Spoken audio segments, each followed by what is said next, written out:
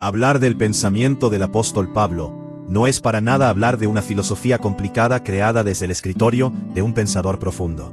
Es más bien una suerte de teología en movimiento, una teología viva que nace en medio de la vida real.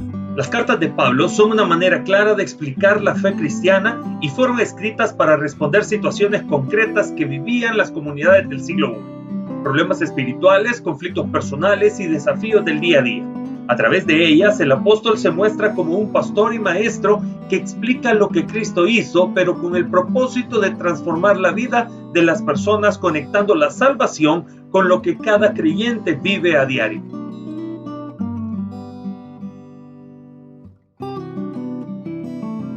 En las cartas a los Corintios, Pablo se enfrenta a una ciudad cosmopolita donde la retórica, el orgullo cultural y la búsqueda de prestigio social eran valores sumamente importantes. La cultura predominante medía la autoridad por criterios de elocuencia y éxito público, una mentalidad que en la iglesia de Corinto provocó divisiones en torno a líderes carismáticos. Frente a esta cultura, Pablo introduce la locura de la cruz como el eje que desactiva todas las categorías de honor humano. Para Pablo, el escándalo de un Mesías crucificado invierte los signos de poder del mundo. Lo que la sociedad estima como sabio y poderoso es relativizado por la sabiduría divina que se manifiesta en lo que el mundo considera necedad.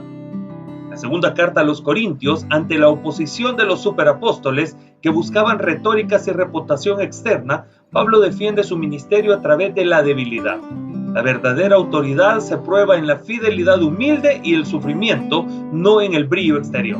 La afirmación de que el poder de Dios se perfecciona en la debilidad es el pilar de esta redefinición. El apóstol presenta la imagen del tesoro en vasos de barro, para ilustrar que la eficacia del Evangelio no depende de la solidez del mensajero, sino de la gracia divina.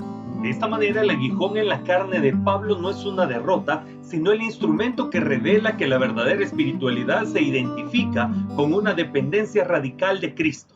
En este marco, la cruz no es solo un medio de salvación, sino el paradigma que debe regir toda relación eclesial, despojando al liderazgo de cualquier pretensión de dominio para convertirlo en servicio sacrificial.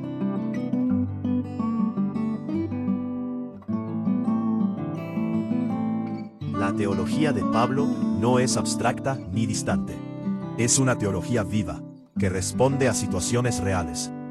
Pablo no repite fórmulas vacías, sino que contextualiza el Evangelio sin cambiar su verdad. En la teología paulina, la verdad del Evangelio se aplica de forma inmediata y práctica a crisis específicas. Tesalonicenses, Gálatas y Corintios demuestran que Pablo no repite fórmulas vacías, sino que contextualiza el mensaje sin ser relativista.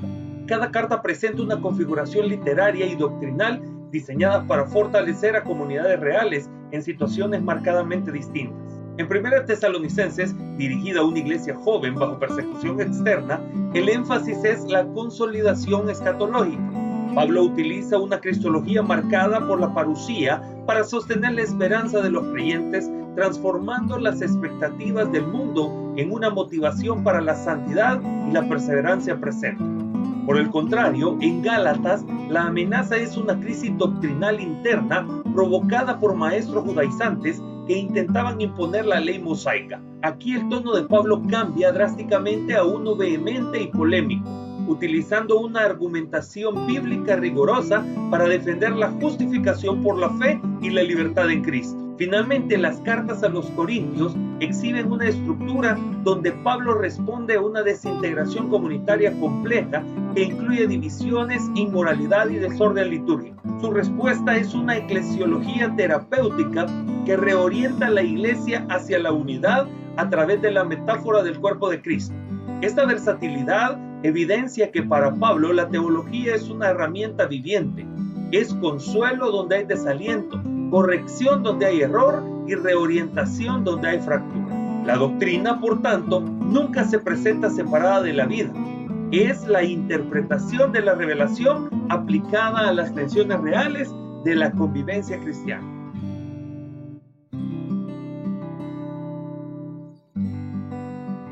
La carta a los Filipenses, escrita desde el confinamiento, ofrece una de las visiones más profundas sobre el sentido del dolor en la vida cristiana. El corazón de esta epístola es el himno cristológico que define la kenosis o el autovaciamiento del Hijo de Dios.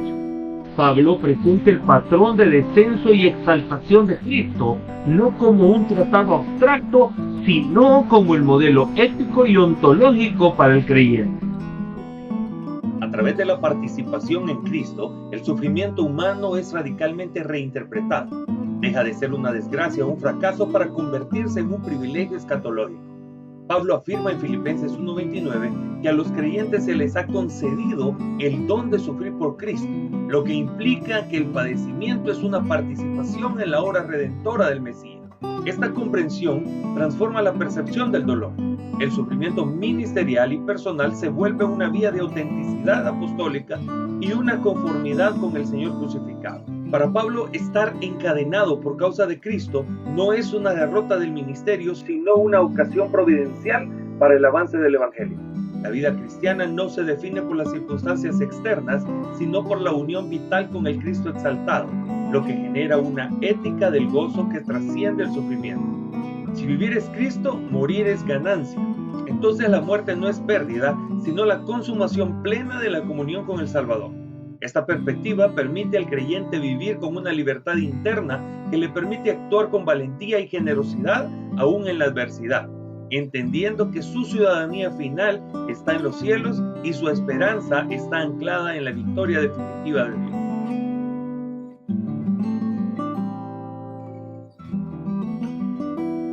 La aplicación de la libertad cristiana es otro de los pilares de la ética paulina, especialmente en Gálatas y Corintios.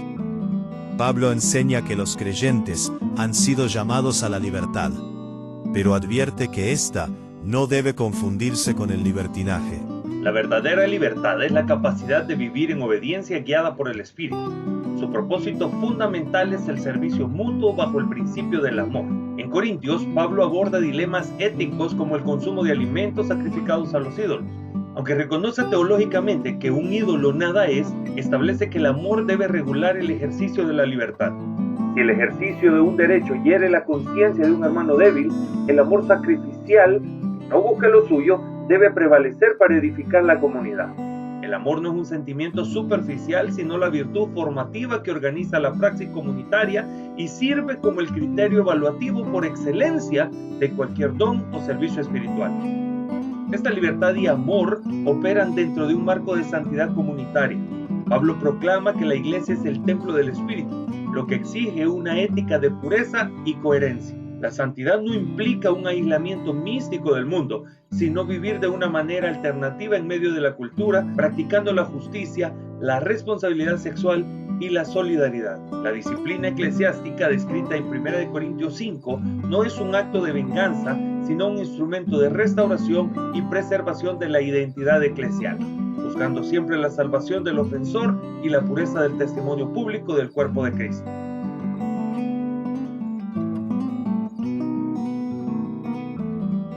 Las epístolas de Pablo ofrecen un testimonio vivo de cómo el Evangelio transforma todas las esferas de la existencia humana. Su teología no se limita a informar al intelecto, sino que busca formar el carácter y moldear comunidades que reflejen la presencia de Dios al mundo.